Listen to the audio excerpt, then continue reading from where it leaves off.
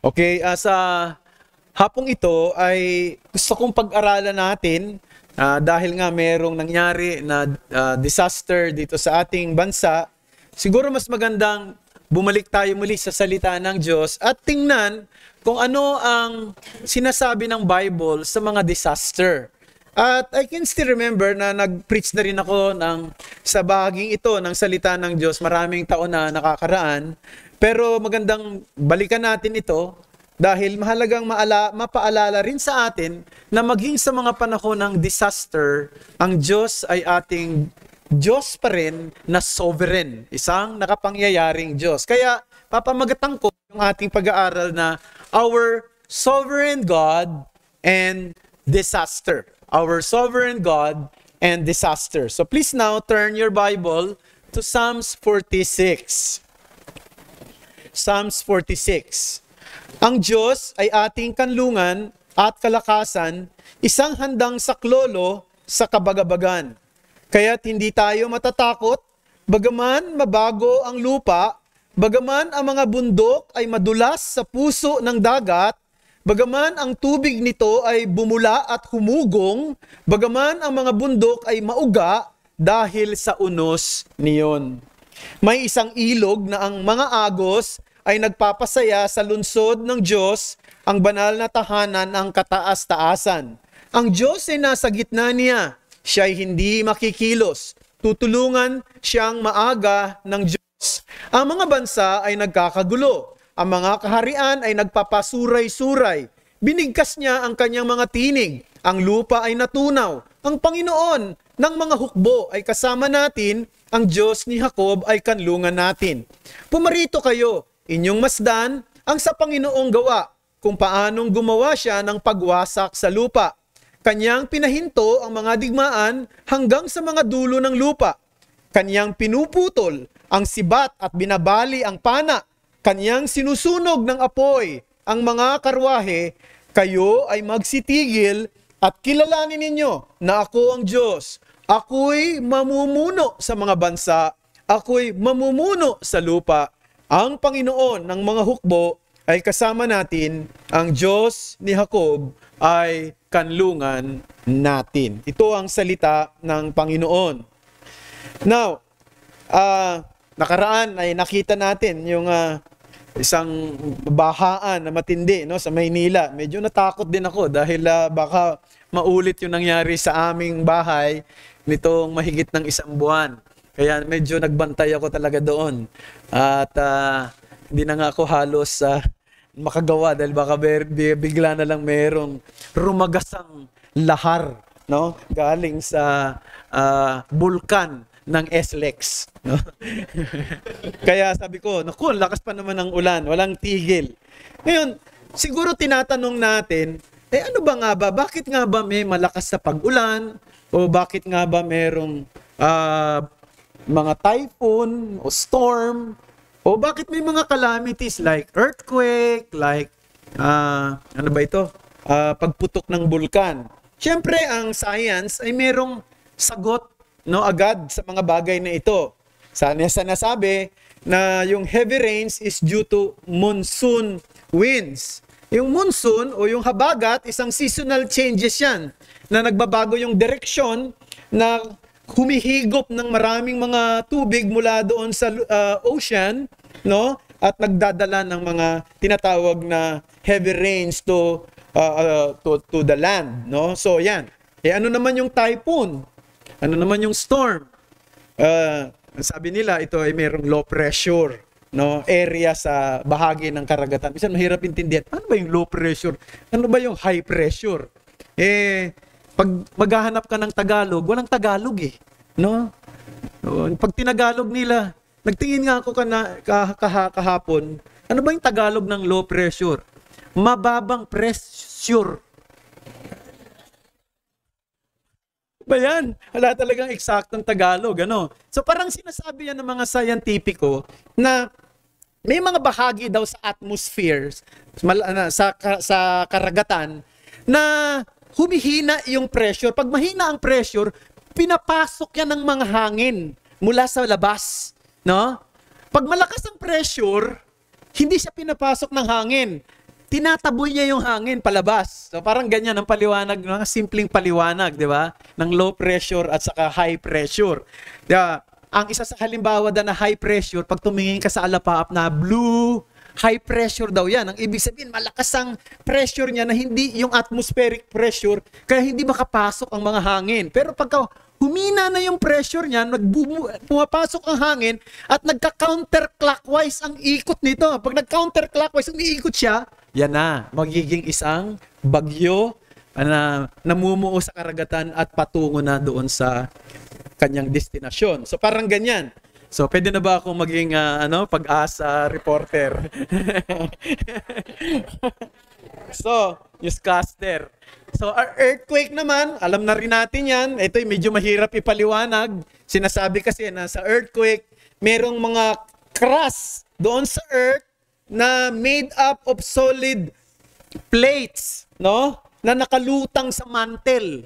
So kung isipin yung mantle ng ng lamesa, may mga layer sa ilalim kasi ng lupa at may mga plates daw yan at yung mga plates na yan, may mga parang mga baak yan, may mga parang fault. Pag gumalaw yan sila sa ilalim, nagkukos ng tremor.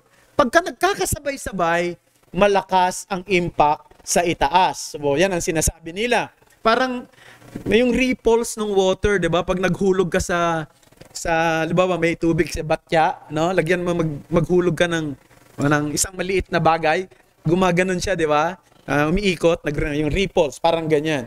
So, yan, volcano eruption. Yan naman daw ay deep beneath the volcano, may mga crust din doon, may mga rocks na kumukulo, na mahirap din ipaliwanag yung mga bagay na ito minsan, no? May mga bakit nagpo-produce ng init sa ilalim, something that is tawag ito mysterious, pero yun ang nangyayari kaya merong pagputok ng bulkan. So wag nating i-minimize itong mga explanation na ito ng mga scientifico sapagkat ito ay bunga ng mahaba-haba nilang mga pag-aaral at nakatulong din ito para sa mga basic understanding natin in terms of preparation for calamities. So in this sense, science and technology, though still limited, has saved countless lives. So, imagine hindi pa discover yung mga satellites, di ba? Pagka nagkakaroon ng bagyo, hindi alam ng mga tao may darating na bagyo. Ngayon, nadi-discover na, nalalaman na, nakakapaghanda ang mga tao. At maraming pagkakataon, maging sa nakaraan, kung matatandaan ninyo, yung mga Pilgrims Fathers mula sa Europe ay tumawid ng Atlantic Ocean para makarating sila sa, kung tawagin ay New England, ang Amerika, at naging bansa ito. Pero yon, mga Pilgrims Fathers yan na sumakay ng isang barko na kung tawagin ay Mayflower. Pagdating nila mismo doon sa land, doon sa Amerika, no? Winter. At maraming namatay sa kanila. Pero marami ring pinreserve ng Panginoon. Kaya doon kinuha yung Thanksgiving Day, no? Doon sa preservation nila sa panahon ng kanilang winter. Pero ang punto ko lang, siguro nung nakaraan, nung panahon, kaya sobrang dami rin ang namamatay dahil nga wala pa itong mga discovery na ito. Pero makikita natin na may limitasyon pa rin sapagkat naipapakita at naipapaliwanag ng science sa atin ang maraming bagay patungkol sa mga calamities. Pero kailan darating yung calamities? Bakit nagkakaroon ng ganoong klase ng, no? Bakit merong pagsabog dito ng bulkan, dito naman na hindi? Bakit may lindol dito, hindi dito naman na hindi? No? Bakit ang tawag nito ay hindi natin ma-predict kung kailan talaga mabubuo? No? Ang isang low pressure, hindi alam yan, hindi nila kayang ipaliwanag sapagkat sa Biblia lang natin makikita na ang lahat ng mga bagay na ito, ang Diyos ang siyang may control. So, alam nyo mga kapatid, there are about 1,400 Bible references to weather terminology in the Bible. And many of these references attribute the outworking of weather directly in the hand of God. Halimbawa, earthquakes and volcanoes. Nasa Bible ba yon? Yung pagputok ng bulkan? Sabi ng Psalms 104 verse 31 to 32, manatili nawa ang kalwalatian ng Panginoon kailanman. Magalak nawa ang Panginoon sa kanyang mga gawa na siyang tumitingin sa lupa at ito'y nayayanig. Humihipo sa mga bundok at ito'y umuusok. O, di ba bulkan yun? No? So, yung malakas na pag-ulan, yung bagyo, yung unos. Psalms 107 verse 25, sapagkat siya'y nag-utos at itinaas ang maunos na hangin na nagpataas ng mga alon sa dagat. Jonah chapter 1 verse 4, ngunit ang Panginoon ay naghagis ng malakas na hangin sa dagat at nagkaroon ng malakas na unos sa dagat, ano pat ang barko ay nagbantang mawasak. So, marami pa na pwede tayong basahin na pinakikita lamang ang Diyos pa rin ang first cause ng lahat ng bagay, maging ng mga calamities. Now, isang bagay na na-observe natin, lalo na ito nakaraang bahaan, no? 'Di ba mga pinag-pray natin sa prayer meeting, mga churches, mga like-minded churches, mga Reformed Baptist churches pa nga nalubog talaga yung kanilang mga simbahan. At yung mga bahay ng mga kapatiran talagang lumubog din. Kawawa naman, ano? So, mahirap 'yon, yung ganong sitwasyon. Minsan nga naiisip ko, 'di ba, na nung nagkaroon ng rumagasa yung putik dun sa loob ng bahay namin, naisip ko kagad, ganito palang nararamdaman ng mga tao, no? Kapag sila ay binabaha, no? Nang hirap. Lalo na nga, paano mo lilinisin, no? Yung mga nasirang gamit. So, minsan, ang hirap pa. Lalo na kung, halimbawa, buong bahay mo nalubog. Napakatindi. Pero ang gusto ko lang makita natin, mga kapatid, bakit nga ba kaya, pati naman tayong mga Christian na damay rito, pwede naman tayong isave ni Lord No, wag na lang sana tayo. Mga non-Christian na lang. No? Sana yung mga unbeliever na lang ang mangyari. Tayo mga niligtas tayo ng Panginoon, di ba? Tinubos niya tayo sa pamamagitan ng kanyang anak doon sa krus. Minsan mahirap. Bakit naman pati yung mga ganyan sana kasama na tayo iniligtas doon. Well, mga kapatid, we obviously do not understand why God creates disaster or why He brings it sa lugar natin, pero wala sa iba. Pero kinikilala natin na kung paano ang Diyos ay nagpapasikat ng araw sa mabuti at sa masama at nagbibigay ng ulan sa mabuti at sa masama, siya rin ay nagpapadala ng bagyo sa mga Kristiyano at sa mga hindi Kristiyano. Nagpapayanig ng lupa sa lugar na may mga nakatirang Kristiyano at mga hindi Kristiyano. Sapagkat pinapakita lang nito na nandito tayo sa isang mundong makasalanan at dapat ay makita natin na maging tayo, maramdaman natin yung effect ng fall sa buhay natin kahit na mga mananampalataya na tayo. And pinapakita rin, mga kapatid, that God's supremacy over nature does not mean that Christians never encounter the tragedies of natural disasters. No? Dito sa binasa natin ngayon, obviously, na kitang-kita natin doon sa mga talata, mga binigkas dito ng salmista, na talaga ang Diyos ang may kontrol ng lahat ng bagay. Now, hindi ko alam talaga eksakto ano yung background nitong Psalms 46. Kasi pag binasa mo yung mga commentators, iba-iba yung paliwanag nila. Minsan nga, nakakalito, no? Ano ba itong talagang background? Yung older view, ina-associate nila itong Psalms 46 doon sa deliverance, no, against the impending invasion of Sennacherib, no, to Judah, which was frustrated. Matatandaan na si Sennacherib lulusob siya sa Judah. Na-frustrate yun No, nung nanalangin si di ba, si King Hezekiah, nanalangin sila, humingi sila ng tulong sa Panginoon. Hinapak pa nga niya yung kanyang kasuotan. Pagkatapos naghumingi sila ng awa sa Panginoon. At dumating si Propeta Isaiah at sinabi, wag na kayong mag-alala, ang Panginoon ang bahala sa inyong mga kaaway. At noong araw din yon, 180 something na thousand ang pinatay ng Panginoon na mga Assyrian army na papalusob sa Judah. So, maari yun. Pero ano man ang background nito, mas malinaw na pinipresent sa atin excellently who God is and what He can do for those who trust Him. And the message that I want to highlight is this: even the natural disaster is under the watchful eye and sovereign control of our God. Even the natural disaster is under the watchful eye and the sovereign control of our God. And the first heading is this: in disaster, be mindful of God's sovereignty, and then in disaster, be mindful of God's security. So dalawang bagay lang. So first of all, in disaster, be mindful of God's sovereignty. Anong ibig ko sabihin? It means that God is the first cause of all things, including earthly tragedies. Ang Diyos ang siyang unang sanhi ng lahat ng bagay, maging ng mga trahedya na nangyayari sa lupa.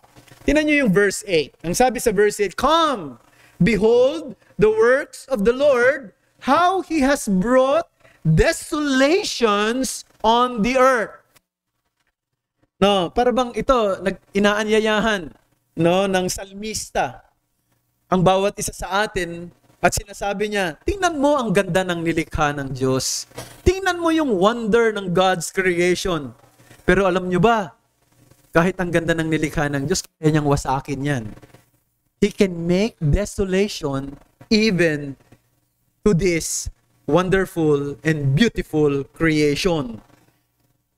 Yung Diyos na gumawa ng, Garden of Eden, na napakaganda at paraiso, anong ginawa niya doon sa Garden of Eden? Ginawa niyang disyerto. Wala na. Hindi mo na malaman kung nasaan yung Garden of Eden. Sinasabi na yung Garden of Eden ay nandoon siya sa Iraq ngayon, di ba? Yung Iraq, ano ba yung Iraq? Di ba? Is sa Middle East. Disyerto, no? So, makita natin, God can turn a beautiful garden into a wilderness. The God who created the breathtaking, huge mountains can use it to destroy lives and livelihood. Ang Diyos na lumikha ng hangin, na nagbibigay ng freshness, na nagbibigay ng relief sa atin, pwede niya rang gamitin yung hangin na yan para puminsala ng buhay at kasangkapan ng marami. Bakit? Kasi yan ang Diyos ng Bible. Yan ang Diyos ng Bible. Psalms 115 verse 7, "Our God is in heaven. He does whatever He pleases to do." That is the God of the Bible. He does whatever He pleases to do. It means God has all the right to do what He wants to do in His creation. Hindi na kailangan ng Diyos ng tagapayo eh. Hindi niya kailangan ng sino man para gumawa ng action, sa kanyang sangnilikha. Hindi niya nirerespeto ang katatayuan ng tao, kung hirap ba siya, kung mayaman ba siya, kung meron ba siyang mataas na katatayuan sa lipunan, kung siya ba ay hindi kilalang tao, kung brilliant ba siya o simple lang siya. Wala yan sa harapan ng Diyos Dito ay para ipakita lang sa atin na dapat may mataas tayong pagtingin sa Diyos ng Biblia. Hindi lang dapat makita natin ang ganda ng kanyang nilikha, kundi makita natin na ang lumikha ng lahat ng ito ay dapat nating katakutan at dapat din tayong magpakababa sa kanyang harapan. Kasi maraming tao sa panahon natin ngayon, iba ang tingin nila sa Diyos, parang bombero. Bakit? Kailangan mo lang pag may sunog. Di ba? O kaya parang ATM machine. Kailangan mo lang pagka kailangan mo ng pera o magwi-withdraw ka. O parang yun nga, 'di ba? Yung ang tawag diyan, vending machine. So kailangan natin para sa immediate need of food. So ang tingin lang natin sa Diyos, siya nagsusupply nung kailangan natin. Pero hindi, dapat mataas ang tingin natin sa Diyos. Ang Diyos na ito ay nagpapasya sa kanyang sarili ayon sa kanyang matalinong kaisipan at sa kanyang kabanalan at sa kanyang matatag na kalooban. Ganon siya magpasya. Diba tayo pagka nagpapasya tayo ng isang bagay, kahit na firm ka sa decision mo, meron ka pa ring afterthought, no? Tama kaya yung ginawa ko? No? Makakabuti kaya yon? No? Ano kayang damdamin ng mga tao kapag ginawa ko yon, di ba? Pero di, ganun ang Diyos, firm siya, at ang Diyos na ito'y matalino, He is most holy, and He is most wise, at ang kanyang kalooban ang siyang nasusunod. Nagpapadala siya ng kalamidad. Pinapayagan niya na ang digmaan ay mangyari. At the same time, sabi sa verse 9, He can make war cease and proclaim peace. No? So, naalala nyo, ang isang magandang halimbawa dyan, si Apostle Paul. Di ba? Noong hindi pa siya Paul, siya ay si Saulo. Ano ginagawa ni Saulo? Devastation sa buhay ng mga Christian. Di ba? Pinapatay niya yung mga Christian, inuusig niya, at parang napakasipag niya sa paggawa ng mga bagay na pipinsala sa buhay ng mga mananampalataya. Hanggang isang araw, biglang hinipo ng Diyos ang kanyang puso sa daan ng Damasco at nagbago ang lahat. Anong punto ron? Si Apostol Pablo ay tulad sa isang palaso na binali ng Panginoon. At dahil doon, nagbago ang buhay niya mula sa pagiging great persecutor, naging isang great preacher, missionary sa ating kasaysayan. So this is the God of the Bible. This is the God that we need in times of disaster. But not only that, it means that God's people is not exempted from earthly troubles. The fact that our God is our refuge and strength, it does not mean that we are immune from troubles and problems in life. No? Yung abundant life na tinuturo ng Bible sa mga mananampalataya, hindi iyan trouble-free life. Merong trouble eh. And we need to be clear on this. Sapagkat maraming mga nagtuturo talaga ngayon eh. Malaganap na itong mga false teachers ngayon na nagsasabi na kung ikaw ay nasa kalooban ng Panginoon at nasa sentro ng kalooban ng Panginoon, lahat ng bagay na mangyayari sa iyo ay pawang magaganda lang, pawang mabubuti lang, at pawang magbibigay lang sa iyo ng kasaganaan at kalusugan. Yan ay isang malaking panlilin lang, no, sa marami. Tinuturo na si Jesus daw ay nangako na tutuginin niya lahat ng ating mga panalangin. Kaya kung hindi tinugon ng Panginoon ang panalangin mo, ibig sabihin, mahina ang pananampalataya mo. Di ba? Kulang ang pananampalataya mo. Yan ang madalas na naririnig natin. Sa verses 1 to 3, makikita natin dito yung pangako na ang Diyos ang siyang kanlungan at kalakasan. At binanggit niya yung mga catastrophic troubles, no? That even believers may be facing, such as global changes, severe earthquakes, and storm. And what is in the mind of the psalmist? Meron siya binanggit dito eh. Ang mga bundok man ay dumudulas sa puso ng dagat. Ayan. No? Ano kaya yun? Literal ba yun? Dumudulas daw yung bundok sa puso ng dagat. Meron ba kayong nalamang bundok na dumulas sa puso ng dagat? May nagsasuggest na ang tinutukoy daw rito ay yung isang severe volcanic eruption that causes a huge part of the mountain to erode toward the sea. Ang isang problema lang natin dito, hindi naman lahat yata ng bulkan nasa gitna ng dagat, di ba? Hindi rin naman lahat ng bulkan malapit sa dagat. So,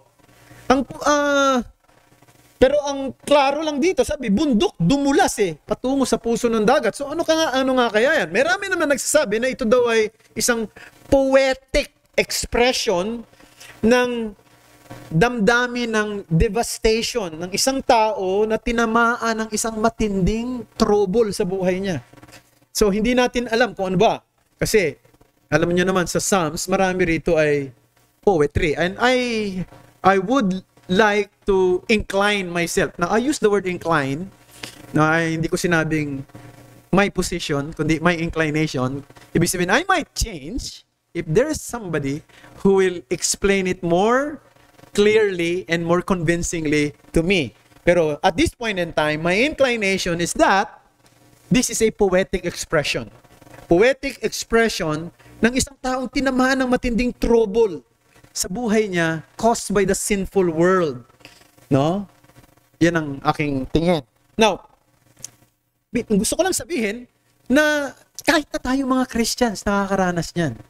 Kung merong eroplano, no? Kasi masaya ba kayo sumakay ng eroplano? Hindi, no? Pag nasa eroplano ka, pag nasa taas ka, no? Pagkababagsak yung eroplano na yan, no? Hindi po babagsak yan na para bang titiyakin muna ng Diyos na walang Christian dyan. Hindi. Pwedeng pag bumagsak yan, mayroong Christian dyan. Kaya, sino may biyahe ngayon? Wala na si Benel. Joke lang. Sinadya ko talaga para hindi nila marinig. Baka sila ayaw patungo sila ng Bohol ngayon, you know. So, merong lumindol, siyempre, kahit bahay ng Christian, pwedeng mayanig, pwedeng masira, pwedeng mawas. O, kapag may pumutok na bulkan, ganun din. Katulad na nangyari ngayong bahaan. Maraming mga Christians. In fact, may nakita ko kasi may mga friend ako na pastor, no?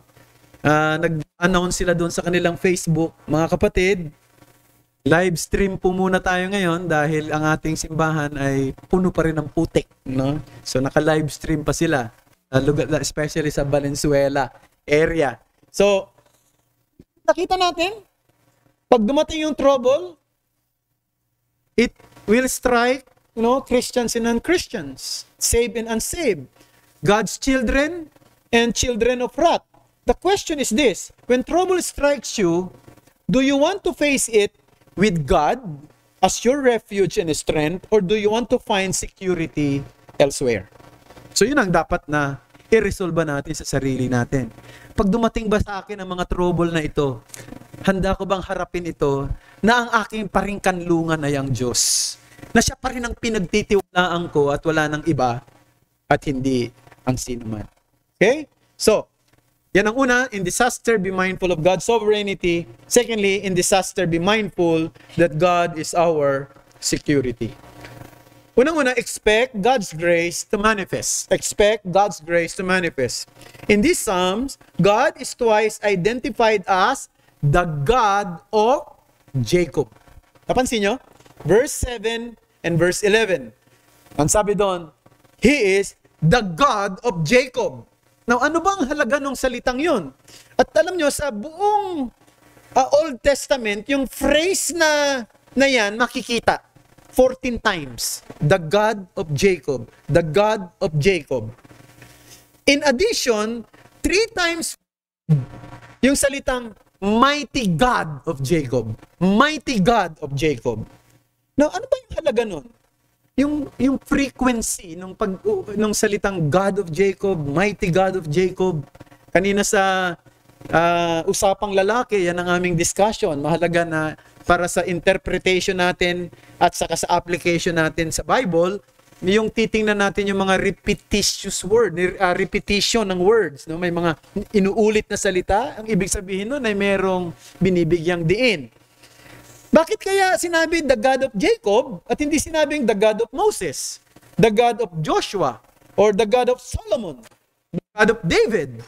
Bakit the God of Jacob? Now, pag in-identify natin ang Diyos bilang Diyos ni Jacob, mahalaga yung phrase na yan sapagkat pag ginamit yan sa ibang bahagi ng Bible, doon makikita natin yung sovereignty ng God. Halimbawa, matatandaan ninyo, na si Jacob, meron siyang kakambal. Di ba? Ang kanilang tatay ay si Isaac. Si Isaac ay nagkaanak. Siyempre, ang nagkaanak yung asawa. Ano? Yung nagkaanak yung kanyang asawa. Tapos, yung kanyang asawa na si Rebecca ay merong kambal na anak. Anong pangalan ng isa? Si Iso at saka si Jacob. Nauna si Iso. At kaya siya yung panganay. At sumunod si Jacob. So, siya yung may tuturing na bunso.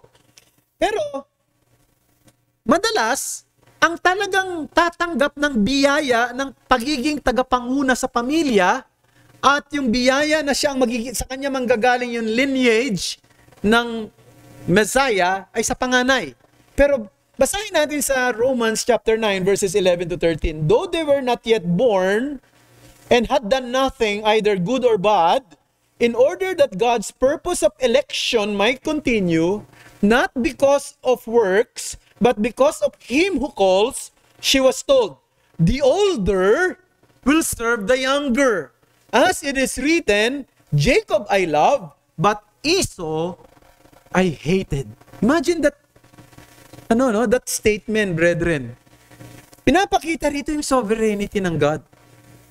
No? Totoo na dapat panganay. Pero nagpasya ang Diyos bago pa sila ipanganak na ang maglilingkod ay ang bunso at ang maglilingkod ay ang panganay at ang paglilingkuran ay ang bunso. Sapagkat, sabi niya, minahal ko si Jacob at kinapuutan ko si Iso. Bago pa sila ipanganak. Moreover, pag inisip natin si Jacob, anong papasok agad sa isip natin? Sa pangalan pa lang na Jacob, anong ibig sabihin ng pangalang Jacob? Supplanter, na mandaraya, manlilinlang. 2 beses niyang dinaya ang kanyang kapatid na si Iso. Kasama ng kanyang tatay ay nadaya niya rin para makuha niya lang yung birthright, yung karapatan ng pagiging panganay. Di ba? So, isang tao na hindi talaga mabuti.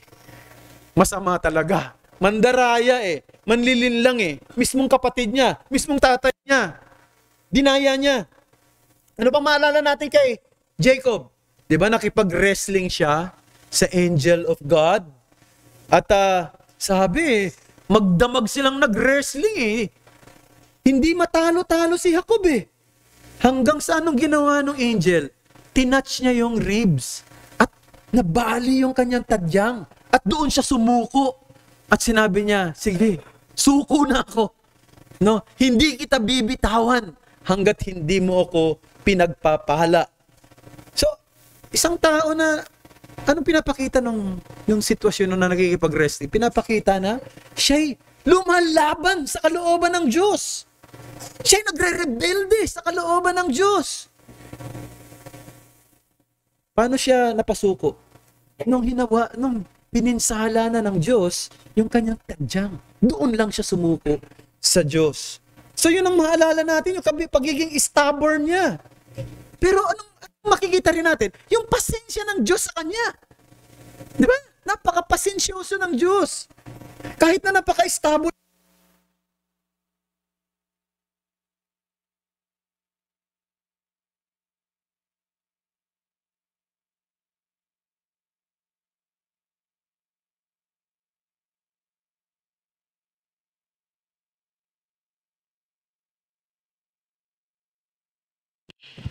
So makikita natin dito, mga kapatid, na hindi lamang yung sovereignty of God, pag naalala natin si Jacob, hindi lamang yung kanyang pagiging makasalanan, yung kanyang pagiging rebellious, no? Yung pagiging selfish, pero maalala rin natin na siya ay nagbago. Binago ng Diyos ang buhay niya. Na-transform ang kanyang buhay. Isipin nyo, mga kapatid, mula ng kanyang pagkabata, he is preoccupied with himself. He wants to be number one. He wants to get what he wants in his own way, and he wants to do it without God. At the latter point of his life, he is so concerned with God's promise and with others. Nagbago.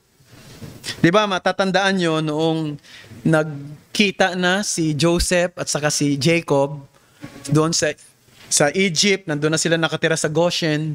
Sabi ni Jacob sa kanyang anak na si Joseph, ang kahilingan niya, pag dumating na yung tamang araw na makakabalik na sila doon sa lupang pangako uli, kasi nandun sila sa Goshen, ipangako mo sa akin na dadalhin mo ang aking mga buto, ang kanyang kalansay, no? At doon mo ililibing sa libingan ng aking mga magulang sa Kanaan. So, may implikasyon yun, mga kapatid. Yung request na yun, hindi yun mababaw. Hindi yun isang bagay na kahilingan lang ng isang taong na matanda at mamamatay na dapat pagbigyan. Evidently, ito'y pagpapakita ng kanyang pananampalataya na alam niya na ang pangako ng binhi ay ipapanganak hindi sa Ehipto, hindi sa Goshen, kundi doon sa lupang pangako. Kaya niya, sabi niya, dalhin mo ang aking buto roon kapag dumating na yung araw na kayo'y makakabalik doon. Ang huling eksena sa buhay ni Jacob, mababasa nyo sa Genesis 49 verse 18. Ang sabi doon, I wait for your salvation, O Lord. I wait for your salvation, O Lord. Alam niyo yung salitang yan, hindi yan bokabularyo ni Jacob. Bakit? Yung buhay niya ay buhay na lahat ng bagay gagawin niya ng mabilisan. Lahat ng bagay gagawin niya ng madalian. Hindi siya naghihintay. No? Pero ngayon, nang dumating ang biyaya ng Diyos sa buhay niya, natuto siyang maghintay. I wait for your salvation, O Lord. So you see, dito pinapakita bakit ginamit yung pangalang the God of Jacob. Para ipakita sa atin, God is sovereign. No? And God's sovereignty expresses that even this wicked man, this man of disobedience, this man of selfishness, self-centeredness, no, can be transformed by God's grace. So, yun ang dapat nating makita rito. Kaya, sinasabi rin, bakit ginamit yan sa issue ng kalikasan, sa catastrophe? God is sovereign. No? He can use even this catastrophe, these calamities, this disaster for His good purpose. And sometimes we do not know ano yung purpose na yun right now, but we know that God can do such thing and can transform things for the good of His name and for the glory of His name and for the good of His people.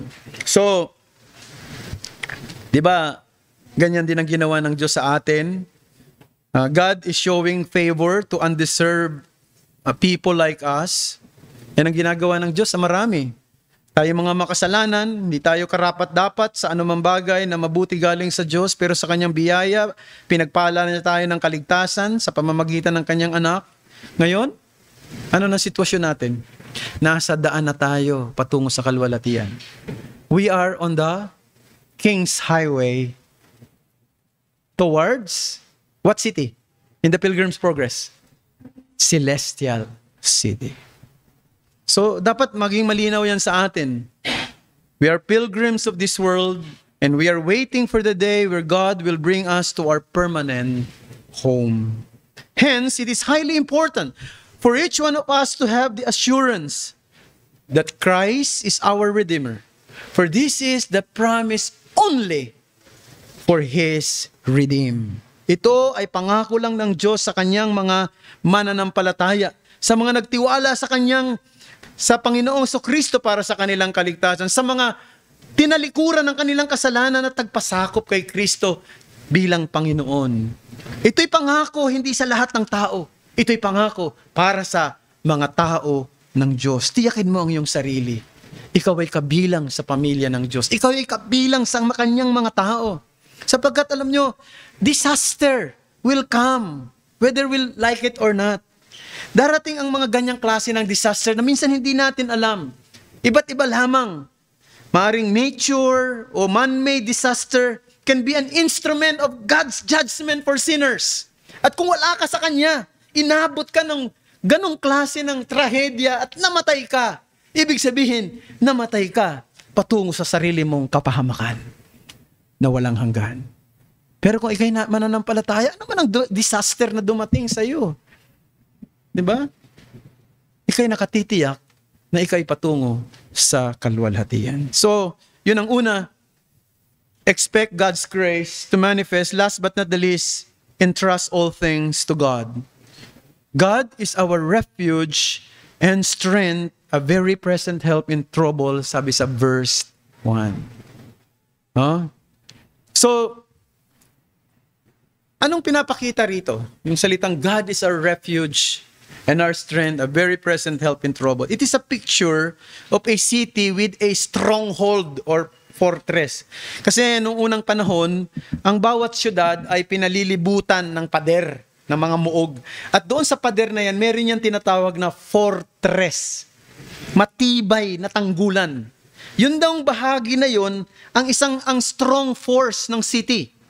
Yung mga invaders, no, nahihirapan sila na pasukin ang syudad kapag malakas ang kanilang fortress, yung kanilang stronghold. So, ang Diyos daw ay tulad sa isang strong fortress of the city. Pero alam nyo, kahit na gaano kalakas ang fortress ng isang syudad, kaya pa rin niyang i-conquer ng mga kalaban. So, matatandaan ninyo kung alam natin yung history ng mga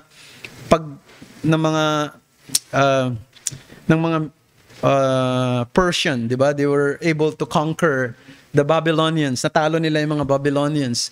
Mahirap talunin yung mga Babylonians sapagkat yung Babylon ay matataas ang pader at malalakas ang kanilang mga fortress. Mahirap silang pasukin sa loob. Anong ginawa ni King Cyrus? No? 'Di ba? Tinuyo niya yung Tigris River.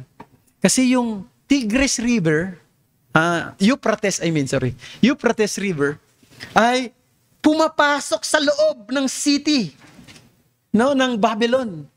So nakapasok yung ang ginawa niya, tinuyo niya yon para nakapasok sila doon sa loob at kinonquer nila yung city. Imagine that. 'Di ba? Yung kwento ng mga Trojan horse na alam niyo yun, 'di ba? Yung kay the city of Troy.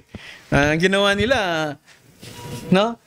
Naglagay sila ng kunyari ay, 'di ba, yung parang Trojan horse, yung pala mayroong mga sundalo doon sa loob. Kasi hindi nila mapasok-pasok yung city eh. So nung nakapasok yung sa loob, meron palang mga sundalo ron, ayun, na-conquer yung city. So the point is, kahit na gaano katatag ang isang tanggulan, pwede pa ring mapasok, malupig ng mga kalaban. Pero hindi ganun ang ating Panginoon. Ang Diyos ay higit na matatag at walang katulad. Kaya yung ginamit na salita rito, God is our refuge and strength, yung ginamit na salita, a very present help in trouble. Yung salitang very, it implies nearness, alertness, willingness, and constancy. He's near us prayer. Of course, we live no longer in the days where God's people were to engage in war against those who invaded the promised land. Hindi na tayo ganyan. Pero we are still involved in a warfare na mas higit na seryoso kaysa sa gyera na hinaharap ng bayan ng Diyos sa nakaraan. Ito ay isang gyera na ang kalaban daw natin dito ay hindi laman at dugo, kundi mga principalities, mga powers and rulers of darkness of this age, spiritual hosts of wickedness in the heavenly places. Ito'y pakikipaglaban sa worldly lust. Ito'y pakikipaglaban sa mga maling at huwad na katuruan na naglipana sa ating panahon. Ito'y pakikipaglaban sa materialism. Ito'y pakikipaglaban sa secularism. Ito'y pakikipaglaban sa mga natitirang kasalanan dito sa puso natin na may tendency maging daan para maging complacent tayo sa mga bagay ng Diyos. Lumambot yung kapit natin sa katotohanan at mag-take refuge tayo sa ating sariling karunungan at kakayanan ng higit sa pwedeng magawa ng Diyos sa buhay natin. Yan ang higit na mahirap na laban, no? In verses 4 to 5, Pinangako ng Diyos na ang kanyang presensya daw ay mag-i-inhabit doon sa syudad ng Diyos. Ano yung city na yon? He's referring to Jerusalem, the city of God in the Old Covenant. Pero I mentioned, kahit na kanina sa ating pong morning service, doon sa ating reading sa Micah chapter 4, na sa New Testament, no, yung Mount Zion is referring to church. It is referring not to the Jerusalem doon sa Middle East, kundi it is referring to the heavenly Jerusalem, the Mount Zion of God. At yung Mount Zion of God, sa Hebrews chapter 12 verse 22, yun ay church. The church. Okay? So, saan doon nananahan ang presensya ng Diyos na espesyal? Sa church. So, whenever we gather together as a church, God's presence is here. Not just God's presence. God's special presence is here. Yan ang pangako ng Panginoon, no? Sa kanyang iglesia. Kaya nga, anong sabi ng Panginoon? Ang pintuan ng Hades ay di magsisipanaig laban sa kanya. Yung salitang ginamit doon, na pangako ng Diyos na yung pintuan daw ng Hades hindi magsisipanaig laban sa iglesia, actually, mga kapatid, He is not only telling that God is protecting and preserving the church, but actually, He will lead the church toward its conquest to the world. Kasi yung gamit ng salitang yon, di ba, ang pintuan ng Hades ay di magsisipanaig laban sa kanya. Misa paliwanag ng marami na nasa defensive mood daw lagi ang church. Kahit na sinong lalaban sa church, mapagtatagumpayan niya. Pero alam niyo mga kapatid, ang talagang tamang gamit doon, hindi defensive, offensive yun. It's an offensive. Ang punto doon, yung church ang gumagawa ng offensive sa hell. Hindi yung church ini-invade ng hell. The church is doing an offensive to hell. Kaya nga sabi ko, yung picture niya tulad ng pagpasok ng mga kalaban sa isang syudad, no? Ganon natin tinitingnan yung ating buhay bilang isang iglesia. We are doing an offense to the world. We're doing an offense to hell. Every time na may naliligtas, natatalo ang impyerno. Every time na may nagsusuko ng buhay sa Panginoon, natatalo ang impyerno. Every time na ang mga mananampalataya ay nagiging matatag sa kanilang paglilingkod, sa kanilang pagmamahal sa Diyos, sa pagyakap sa katotohanan, natatalo ang impyerno. Nagkakaroon ng offense ang church, no, sa impyerno. O nagiging offensive, ang church sa impyerno. So, kaya nga, government, kingdoms, kings, rulers, dynasty will come and go, but the church will remain until the last day of history. And we have the reason to trust Him and to entrust our whole being to Him and live with courage. In verse 10, basahin natin, sabi rito, kaya't kayo'y magsitigil at kilalanin ninyo na ako ang Diyos, ako ang namumuno sa mga bansa, ako'y namumuno sa lupa. This is a command to let God be God in our lives. So there is no fortress na galing sa atin na dapat nating pagtiwalaan. Alam nyo, marami sa atin, meron tayong self-constructed fortresses. Pero ano mga itinayo natin na mga fortresses ay parang mga kastilyong buhangin lang yan. No? Yan ay madaling gumuho, madaling mawasak, madaling matumba. Dapat magtiwala tayo doon sa hindi natutumba, hindi natitinag. No, hindi naman natin kinakailangang i-analyze lahat ng bagay na nangyayari. Kasi hindi naman tayo interpreter of times. Interpreter tayo of the Word of God. Kasi yung ibang ang hilig mag-interpret ng panahon. Ay, tinan mo, may nangyayari ngayon doon sa sa Europe. Ni-interpret na kagad nila, meron ng meaning yun. Alam mo mga Chinese, ini-invade na tayo. May interpretation yan. Ganito talaga yan. Yan yung sinasabing giant doon sa dragon, doon sa Revelation. Tingnan mo.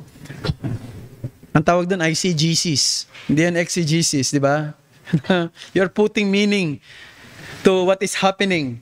No, remember, we are not interpreters of times. We are not interpreters of the work of nature. We are interpreter of God's word. We interpret the word of God, not what is happening around us. Kasi alam mo, 'di ba? Mababaliw ka pag i-interpret mo lahat na nangyayari rito sa ating mundo. Pero titingin tayo sa salita ng Diyos. Sa sinasabi ng Panginoon, ako ay sovereign God. Ako may control ng lahat ng bagay. Magtiwala ka sa akin at mayroong purpose ako sa lahat ng mga nangyayaring ito. So, yan ang dapat nating gawin. Magtiwala tayo sa Kanya at wala nang iba tayong pwedeng pagtiwalaan kundi Siya. Pero kung hindi ka pa mananampalataya, yan ang isang malaking problema. Sapagkat ang pangako ng pag-iingat, paglingap, at pagbibigay sa iyo ng kalwalhatian sa darating na panahon ay pangako lang niya sa mga mananampalataya niya. Kung wala ka pa sa Panginoon, you are on the way to destructions. So, what are you doing? Anong ginagawa mo ngayon? Bakit wala ka pa sa Kanya? Lumapit ka na sa Kanya sa daan ng pananampalataya at pagsisisi at ikaw ay magtamasa ng pagpapala na mapabilang sa Kanyang bayan, sa Kanyang Mount Zion, sa Kanyang Heavenly Jerusalem. Diba? Whatever happened to you here on earth, you will end up in glory. Praise the Lord. Manalangin tayo. Thank you, Lord, for the blessing of your word. Thank you, Lord, for reminding us once more that indeed, you are the God of the universe. You are in control of every situation. You are in control even of calamities and disasters and catastrophes. We cannot understand everything that is happening. We cannot understand even bakit nangyari ito at paano nangyari ang lahat ng ito. Di rin namin maintindihan minsan bakit may mga mananampalataya na nahihirapan sa kanilang mga paglilingkod dahil sa sila ay naapektuhan ng calamity, at hindi rin namin maintindihan bakit pinayagan niyo ang lahat ng ito. Pero alam namin na hindi nangyari ang lahat ng ito nang wala kayong mabuting layunin. Kaya yun ang laging ilagay mo sa puso namin, aming Panginoon. Help us, Lord, to trust you, to entrust everything to you. Anumang mangyari at anumang sitwasyon na kaharapin namin. May mga bagyo na naman na darating. Sinasabi na maraming mga pag-ulan ngayon na darating sa aming pong bayan. So sana po ay ingatan mong marami sa amin, Panginoon. Pero kasama ng pag-iingat ay tulungan mong lalong mapalalim ang pagtitiwala namin sa inyo, sa inyong magagawa, at pakilala namin sa inyong pagiging sovereign sa aming buhay. Itong aming dalangin sa ngalan ni Jesus. Amen.